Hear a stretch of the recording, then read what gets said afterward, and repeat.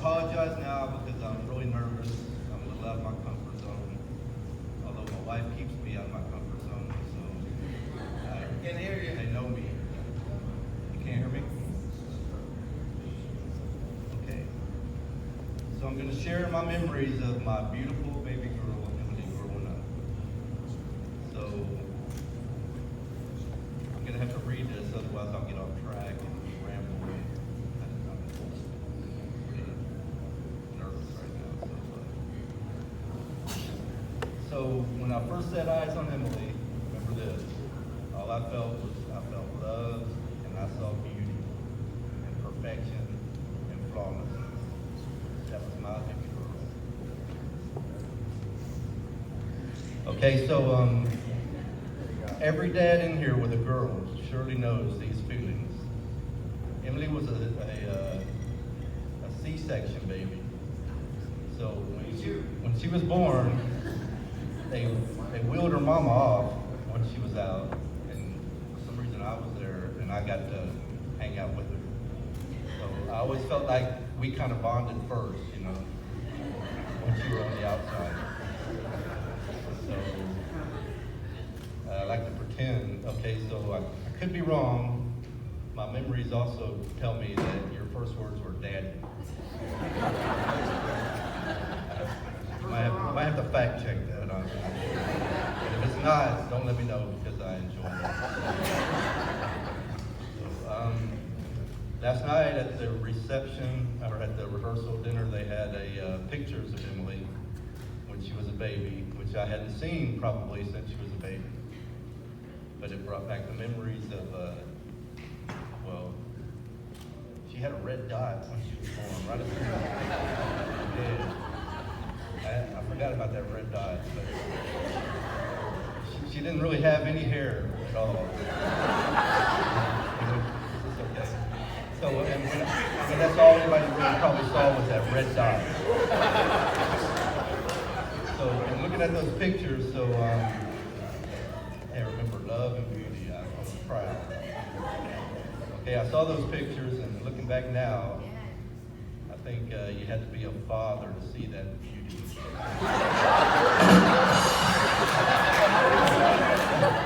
Sorry. The whole time she was beautiful, flawless. All my relatives know that, you know, that was my heart right there. That was the apple of my eye, whatever that means.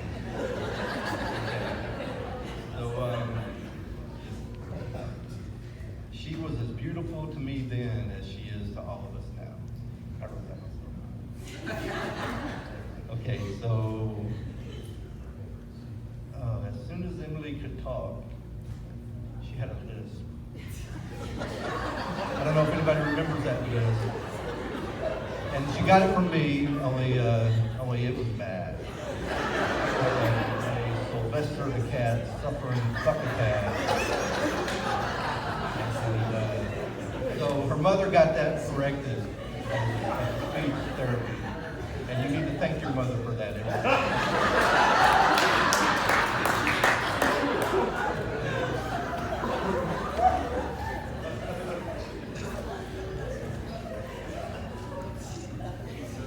Okay, so when Emily's hair finally did come in,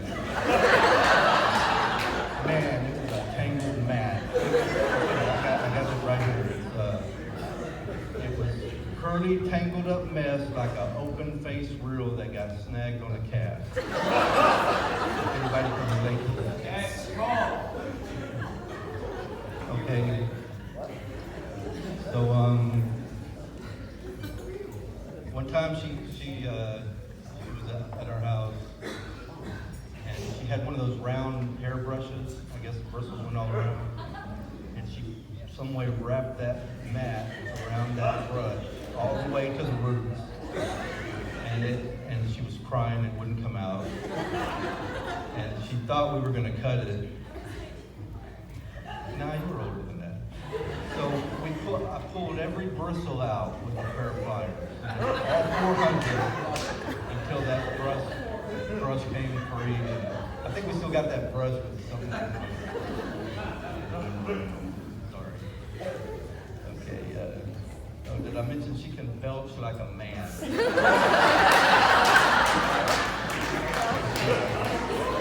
I got blamed for that. She can do it so good it even grosses me out. Yeah, well, I mean, these were proud and loud.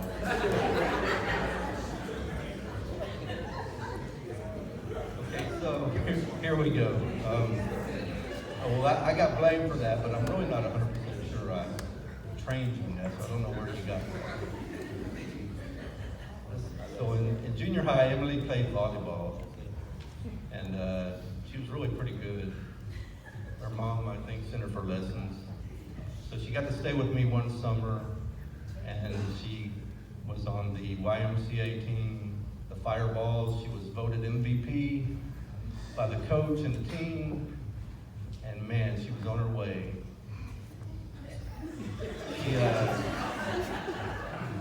She might, who knows, she might have got a scholarship to Fordham University. Did y'all know she went to Fordham University? Yeah, I told everybody, my daughter goes to Fordham University. And then the next semester, I was telling them, hey, she's at San Antonio Community College.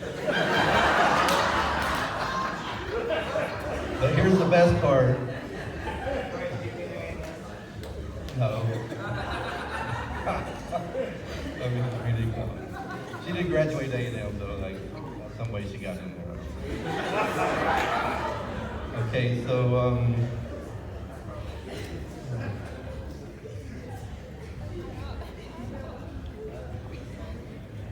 okay, here's a good one. I think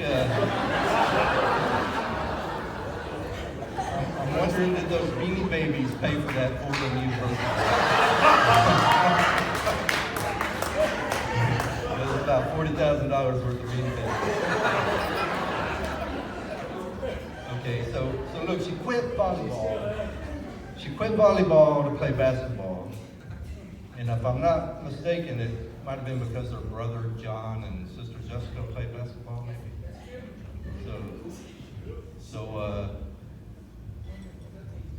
So they looked great when they practiced. They could all do that little flip of the wrist thing. And she got voted. She was captain of the basketball team.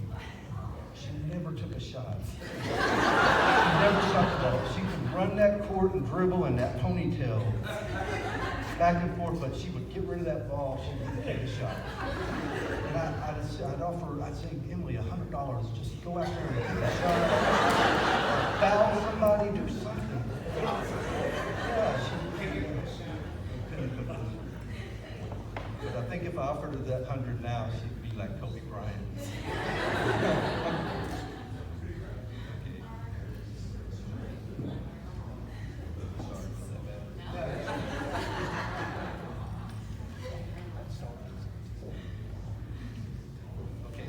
I was your typical Disney dad, weekend dad, right? And we spent countless hours at Toys R Us. I would take her to Toys R Us, and do you remember we spent many hours in there? She never even wanted a toy when we left because she got to play with so many of them for so long there. And then we had countless Happy Meals. Hamburger Happy Meals. She would never eat the bun. I don't know how she ate that meat, but she would put fries in that bun and let me have the fries. So she just ate the meat. And toys, we had a closet full of Happy Meal toys that were unopened. I was going to pay for her college what the Beanie Babies didn't cover.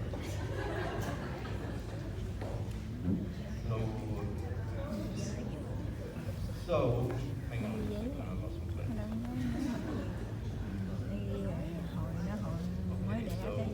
I don't think I ever missed a weekend that I could have her.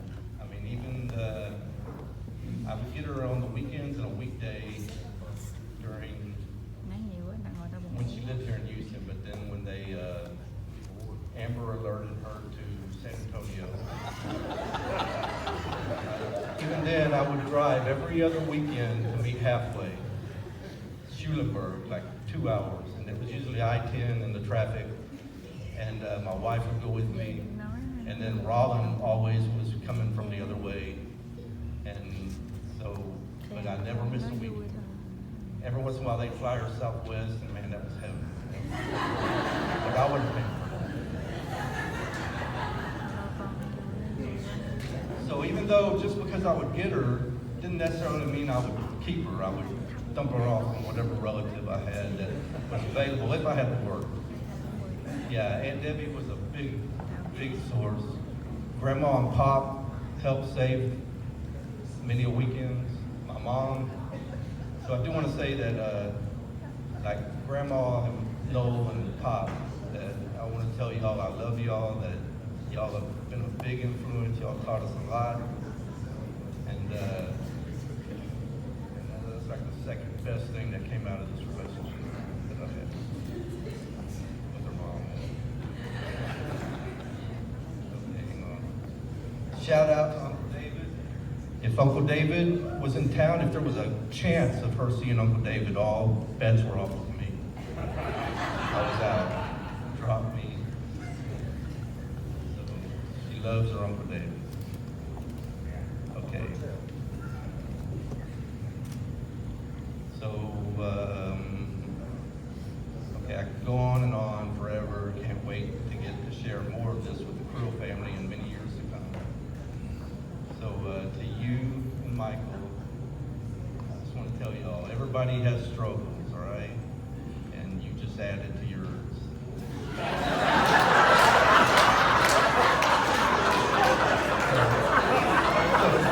You got the love, all right? Am I wrong? All right? So you have the love now. Now you have to learn to tolerate. So my advice to you is, even though I shouldn't be allowed to give advice, all right? Instead of dwelling on something that the other one does that annoys you, just seek some comfort in the many things you do to annoy them. And try to fix them, all right? And then I did have some, I just wanted to close with the Ephesians 5:25. Husbands, love your wives just as Christ loved the church. And they said that tonight at your wedding. So that's all I got.